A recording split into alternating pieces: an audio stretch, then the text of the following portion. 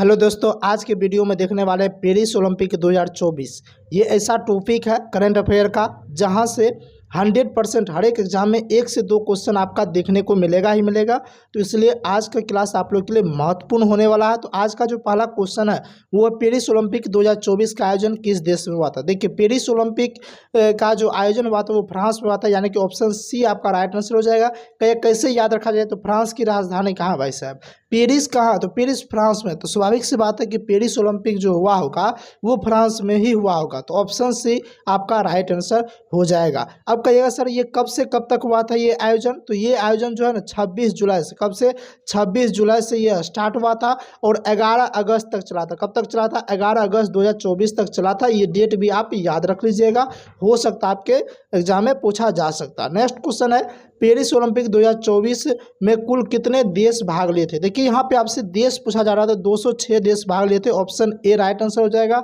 लेकिन यहीं पे आपसे पूछा जाए कितने स्पर्धाएं भाग लिए थे, यानी कि कितने खिलाड़ी भाग लिए थे, तो आपका राइट आंसर जो है 329, यानी कि खिलाड़ी स्पर्धाएं अगर पूछ देगा तो आपसे 329 हो जाएगा। ये बात भी आप ध्यान रखिएगा। नेक्स्ट क्वेश्चन है ओलंपिक ऑर्डर से सम्मानित आईओसी द्वारा किसे किया गया था, यानी कि किसे ओलंपिक ऑर्डर से सम्मानित किया गया था, तो अभिनव बिंद्रा किया गया था। ऑप्शन बी इनका राइट आंसर हो जाएगा। नेक्स्ट क्वेश्चन की ओर आगे बढ़ते हैं। नेक्स्ट क्वेश्चन कहता है भारत के लिए पहला पदक कौन जीता था। देखिए जो पदक जीता उसमें तो खुशी थी, लेकिन भारत के लिए जो पहला पदक जीता जाता है ना उसमें काफ़ी ज़्यादा खुशी थी। और भारत के लिए जो पहला पदक जीता था वो था मनु भाकर। किसने जीता था? Manu Bhaker. Option C right answer हो जाएगा।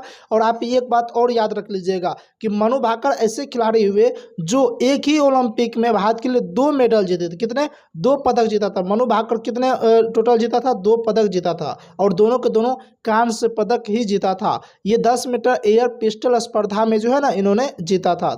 ऑप्शन सी इनका राइट आंसर हो जाएगा। नेक्स्ट क्वेश्चन देखते हैं भारत के ओलंपिक टीम का मुख्य प्रायोजक कौन था। देखिए ओलंपिक टीम का जो मुख्य प्रायोजक था वो अडानी समूह था। कौन सा? अडानी समूह हो जाएगा। याद रखिए ऑप्शन में इसी तरह से आपको फंसा जाएगा, अंबानी दे देगा, अडानी देगा, बिरला देगा, तो अडानी समूह। ऑप्शन बी राइट आंसर हो जाएगा।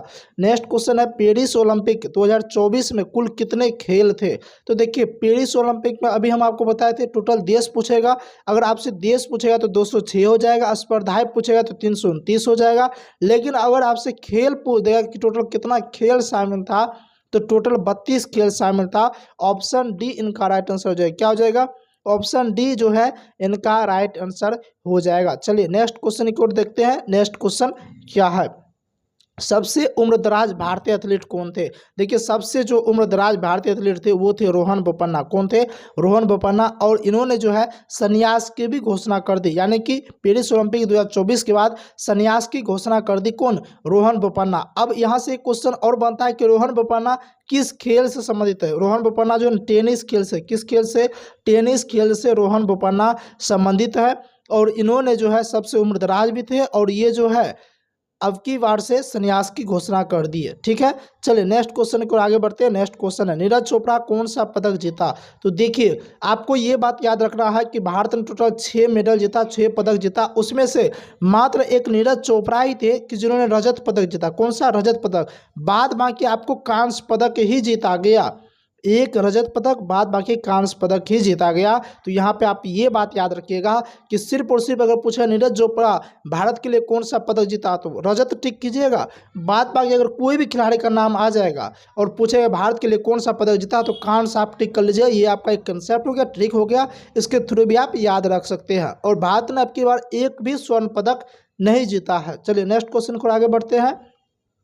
अमेरिका कुल कितने स्वर्ण पदक जीते। देखिए अमेरिका का टोटल स्वर्ण पदक पूछा जा रहा था। टोटल स्वर्ण पदक अगर बातचीत करेंगे तो 40 जीता था। ऑप्शन सी राइट आंसर हो जाएगा। और पूछ देगा आपसे चीन कितना स्वर्ण पदक जीता था, तो चीन भी टोटल 40 पदक ही जीता था। यानी कि अमेरिका और चीन दोनों स्वर्ण पदक में बराबर हासिल किए थे। ठीक है, यहाँ पे आपसे एक बात और पूछा जा सकता है कि अमेरिका ने टोटल कितने पदक जीते। आप लोग कमेंट करके बताइए, देखते किसको किसको याद है, किसको मालूम है।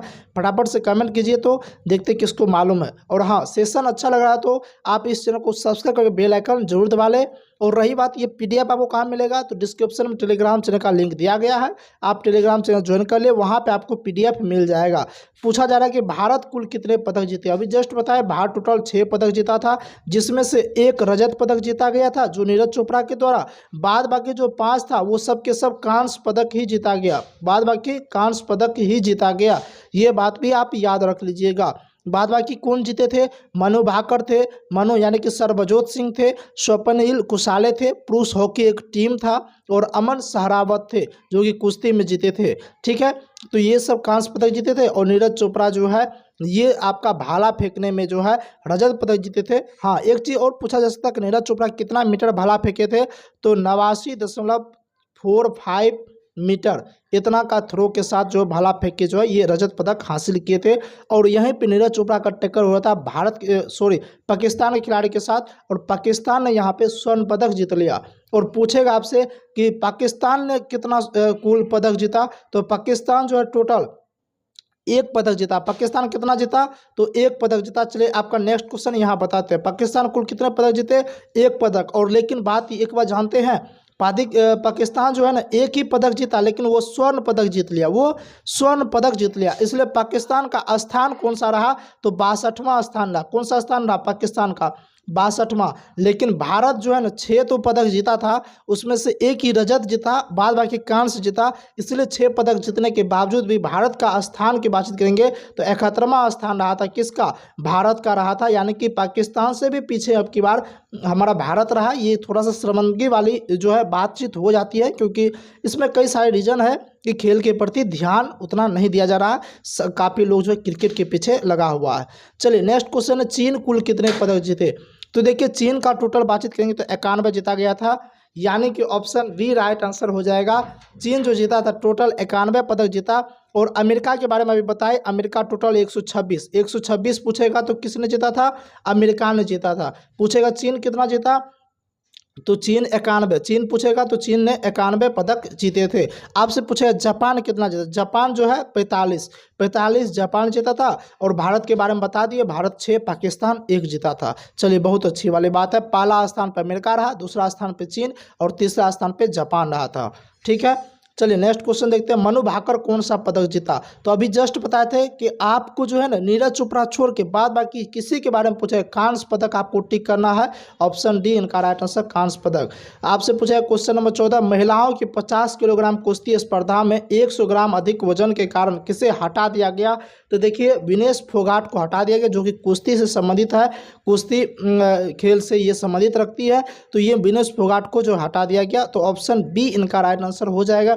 हालांकि विनेश फोगाट ने काफ़ी ज़्यादा प्रयास भी किया हालांकि इसके प्रति कि ताकि वो जो है ना 50 किलोग्राम के आसपास आ जाए, लेकिन 100 ग्राम अधिक होने के कारण जो है इनको हटा दिया गया। चलिए नेक्स्ट क्वेश्चन देखते हैं कि अगर विनेश फोगाट नहीं हटता तो शायद हो सकता है कि एक मेडल आ जाता भारत के हाथ में। ठीक है, चलिए क्वेश्चन नंबर 15 का था, सबसे कम उम्र के भारतीय एथलीट कौन थे। अच्छा, अभी जस्ट हम आपको बताया सबसे अधिक उम्र के भारतीय एथलीट कौन थे, आप लोग फटाफट कमेंट कीजिए, और सबसे कम उम्र के भारतीय एथलीट कौन थे। देखिए एक दो बात और जो छूट गया वो आपको बताते हैं। शुभंकर पूछेगा तो शुभंकर हो जाएगा, फ्रिजियन कैंप हो जाएगा। और आदर्श वाक पूछेगा तो आदर्श वाक जो रहा है इनका गेम्स वाइड ओपन रहा, क्या रहा है, हो सकता है आपसे पूछा जा सकता है, गेम्स वाइड ओपन रहा, क्या रहा है, गेम्स वाइड ओपन रहा है, तो आदर्श वाक, ये बात भी आप याद रख लीजिएगा। और दूसरे बात की अगर आपसे पूछेगा कि एक बात तो आपको बता ही दिए हैं कि टीम का मुख्य प्रायोजक अडानी समूह रहा है,